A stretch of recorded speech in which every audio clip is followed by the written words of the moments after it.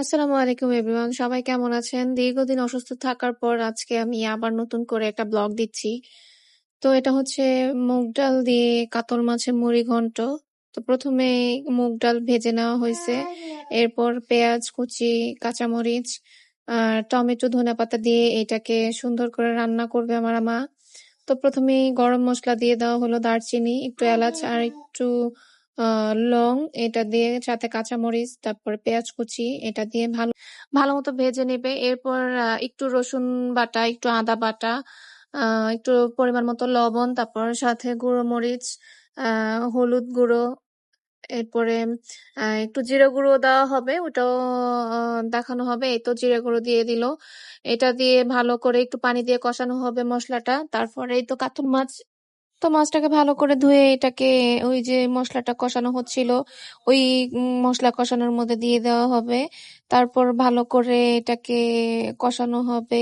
মসলা যেন ভালোভাবে এই মাছটাতে ঢোকে এজন্য। তো এই তো কষানো হচ্ছে। তারপরে যেই মুগ ডালটা ভেজে তারপর পানিতে ভিজিয়ে রাখা হয়েছিল, ওইটা দিয়ে দেওয়া হবে। এই তো মুগ ডাল ভেজে রাখা, এটা পানিতে ভিজিয়ে রাখা হয়েছিল যেটা, সেটা দিয়ে দেওয়া হলো। এটাকে ভালো করে আবার মিক্স করে কষাবে একটু পানি। তো এই তো ভালো করে মা এটাকে নাড়াচাড়া করতেছে।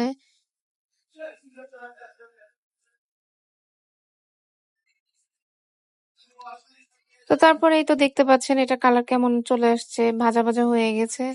তো এটাতে এখন মা গরম পানি দিয়ে দিবে।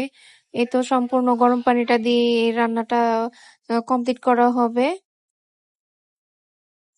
এই তো দেখতে পাচ্ছেন রান্নার কালারটা কেমন আসছে। তো এটা এখানে যে বড় কাঁটাগুলো ছিল ওগুলো মা বেছে বেছে একটা একটা করে উঠিয়ে ফেলতেছে। মাছের মাথার কাটা যেহেতু। তো এই তো ফাইনালি রান্নাটা শেষ। এখন ধনেপাতা দিয়ে দেওয়া হলো।